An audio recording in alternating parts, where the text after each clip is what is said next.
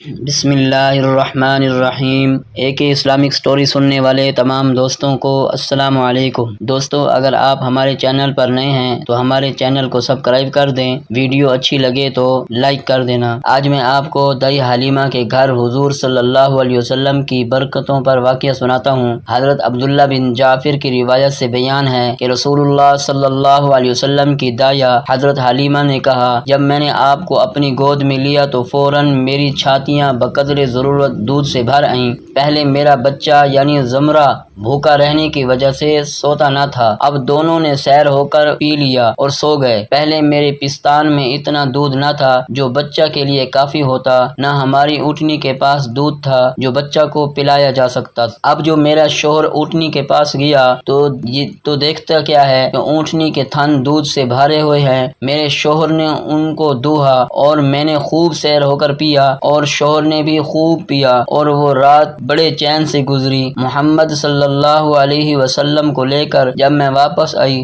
اور گدھی پر سوار ہوئی تو خدا کی قسم وہ تو اتنی تیز چلنے لگی کہ ساتھیوں کا کوئی گدھا اس کا مقابلہ نہ کر سکا۔ ساتھ والیاں کہنے لگیں، ارے ابی ذؤیب کی بیٹی، ذرا ٹھہر تو، کیا یہ تیری وہی گدھی ہے جس پر تو آئی تھی؟ میں نے کہا ہاں۔ بات یہ تھی کہ کمزوری اور لاغری کی وجہ سے میری گدھی ساتھ والے قافلے کے لیے بھاری ہو گئی تھی، بار بار ان کو روکنا پڑتا تھا۔ حضرت ابن عباس رضی اللہ تعالی عنہ کا بیان ہے کہ حضرت حلیمہ نے کہا، جب میں نے رسول اللہ صلی اللہ علیہ وسلم کا دودھ چھڑایا تو آپ نے کہا، اللہ اکبر کبیرہ والحمد للہ کثیرہ وسبحان اللہ بکرۃ واصیلا۔ یہ آپ صلی اللہ علیہ وسلم کا سب سے پہلا کلام تھا۔ حضرت ابن عباس رضی اللہ تعالی عنہ کا بیان ہے، حلیمہ آپ کو دور نہیں جانے دیتی تھیں تاکہ آپ کی طرف سے ان کو بے خبری نہ رہے۔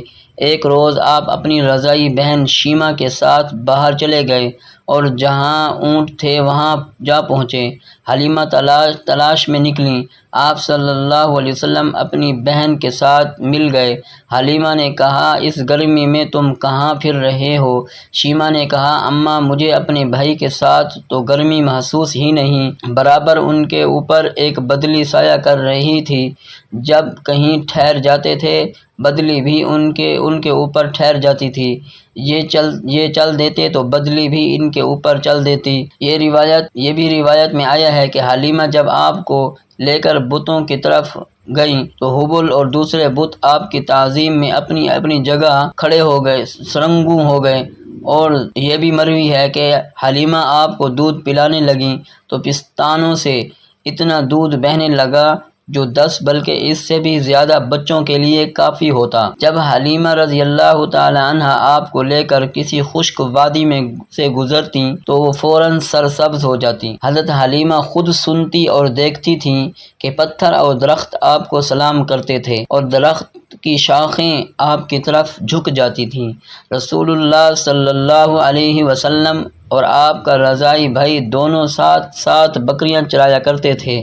رضاعی بھائی کا بیان ہے کہ میرا رضاعی بھائی جب کسی وادی پر جا کر کھڑا ہوتا تھا تو وہ فوراً سرسبز ہو جاتی تھیں، اور بکریوں کو پانی پلانے کے لیے ہم کنویں پر آتے تھے تو کنویں کا پانی ابل کر کنویں کے منہ تک آ جاتا تھا۔ جب آپ دھوپ میں کھڑے ہوتے تھے تو بدلی آ کر سایہ کر لیتی تھی اور جنگلی جانور آپ کے پاس آ کر